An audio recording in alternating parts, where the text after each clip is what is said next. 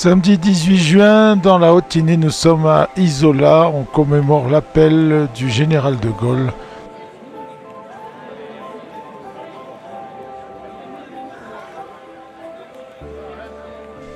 La même cérémonie se déroulait à Saint-Étienne-de-Tinée, mais à la même heure, donc je ne pouvais pas être au même endroit en même temps. Mais comme j'allais ensuite filmer les feux de la Saint-Jean, j'ai commencé par Isola. Il sera suivi d'une lecture des enfants des écoles. On commence par le lever des couleurs, ensuite le président des anciens combattants va lire la lettre du ministre et deux enfants vont lire l'appel du 18 juin du général de Gaulle.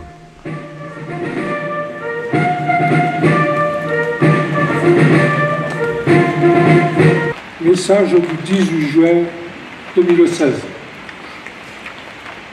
Journée nationale commémorative de l'appel historique du général de Gaulle à refuser la défaite et à poursuivre le combat contre l'ennemi. Le 18 juin 1940, depuis Londres, le général de Gaulle appelait les Français à refuser la défaite et à poursuivre la guerre par tous les moyens disponibles partout dans le monde. Alors que la France vaincue, occupée et anéantie s'engageait sur un chemin de résignation et pour certains de collaboration, l'appel du général de Gaulle résonnait comme un signal d'espoir. À ce moment même commençait le combat politique et militaire qui conduirait la France à siéger aux côtés des vainqueurs. Que cet engagement et ce sacrifice qui furent de la France ce qu'elle est aujourd'hui demeure un exemple pour les générations présentes et futures. Je vous remercie de votre attention. Les chefs qui, depuis de nombreuses années, sont à la tête des armées françaises ont formé un gouvernement.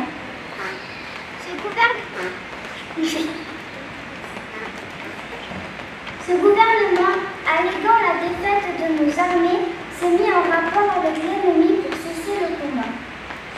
Certes, nous avons été, nous sommes submergés par la force mécanique, terrestre et aérienne de l'ennemi. Infiniment plus que leur nom, ce sont les chars, les avions, la tactique des Allemands qui nous font reculer. Ce sont les chars, la tactique des Allemands qui ont surpris nos chefs au point de les amener là où ils en sont aujourd'hui. Mais le dernier mot est-il dit? L'espérance doit-elle disparaître? La défaite est-elle définitive? Non. Croyez-moi, moi qui vous parle en connaissance de cause et vous dis que rien n'est perdu pour la France, les mêmes moyens qui nous ont vaincus peuvent faire venir un jour la victoire. Car la France n'est pas seule, elle n'est pas seule, elle n'est pas seule. Elle a un vaste empire derrière elle, elle peut faire bloc avec l'empire britannique qui tient la mer et continue la lutte. Elle peut, comme l'Angleterre, utiliser sans limite l'immense industrie des États-Unis. Cette guerre n'est pas limitée au territoire malheureux de notre pays. Cette guerre n'est pas tranchée par la bataille de France.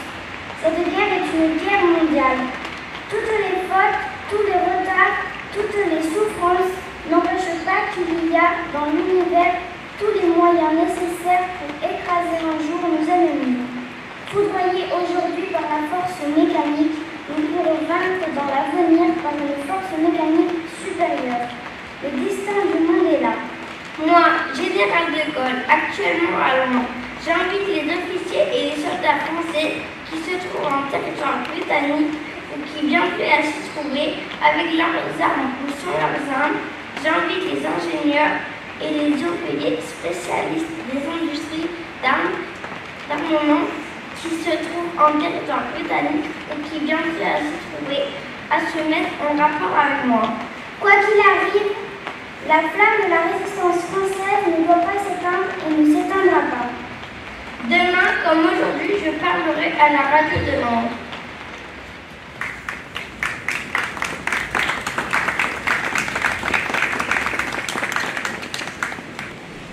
Monsieur le maire qui dépose la première gerbe avec Christine Baudin et un enfant.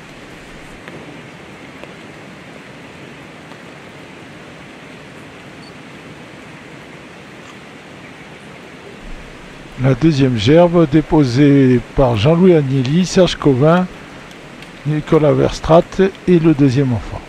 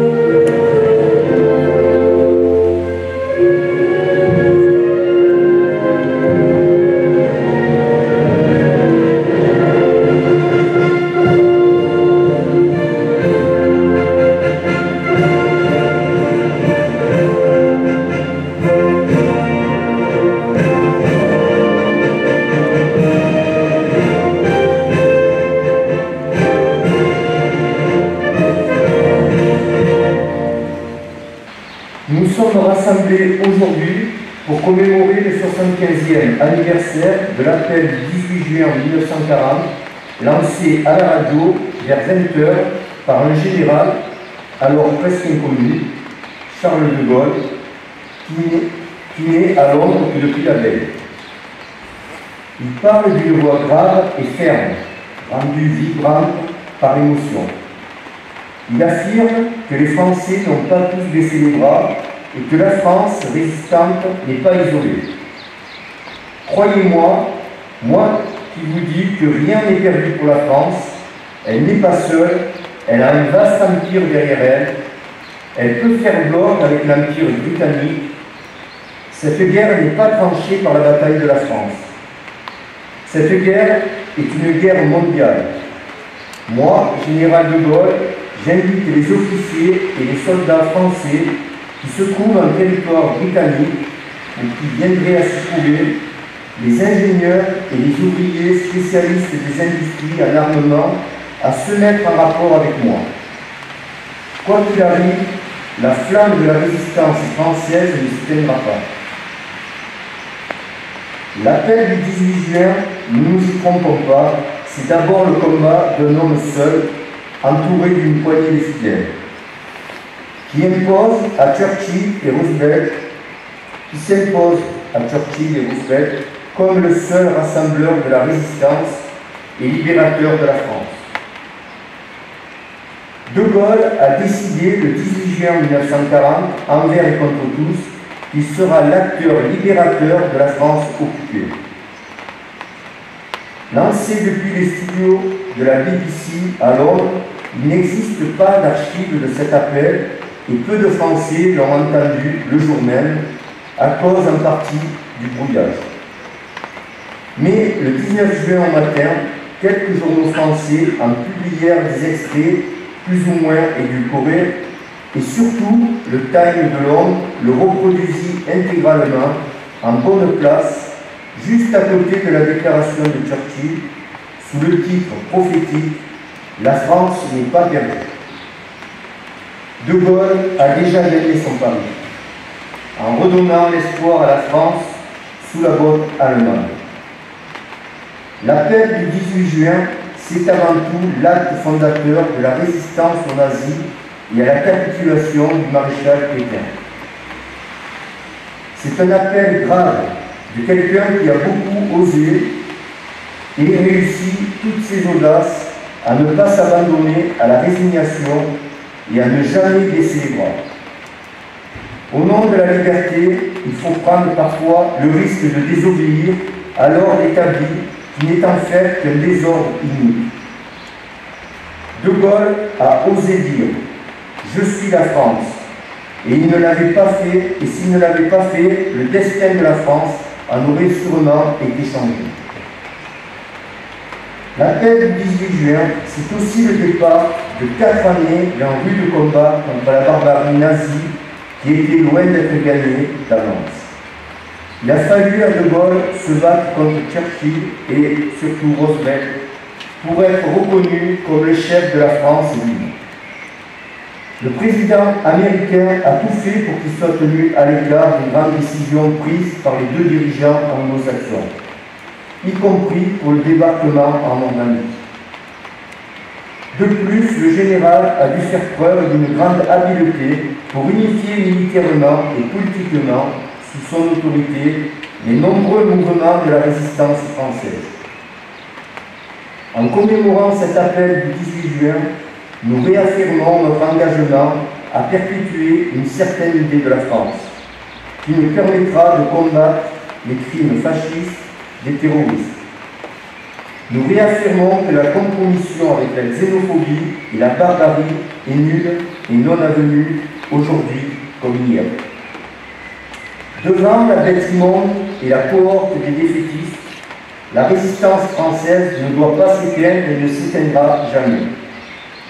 En ce sens, l'appel du 18 juin garde toute son actualité et n'a guère vieilli. La France continue le combat pour que vive la France. Et c'est un beau combat sans cesse recommencé que nous commémorons ce soir. Le destin d'un pays, ce jour a basculé, c'est pour cela que le 18 juin doit être célébré. C'est une commémoration pédagogique qui enseigne qu'un militaire peut se grandir en refusant les ordres, qui enseigne la force de l'espoir alors que tout semble perdu, qui célèbre enfin l'action d'un homme, le général de Gaulle, que le pays a eu la chance d'avoir au milieu du plus grand conflit de l'histoire des hommes. Peu de Français au cours de l'histoire ont mérité autant de leur pays. Ce point de vue est aujourd'hui unanimement reconnu et rien n'est plus normal. Je vous remercie de votre attention.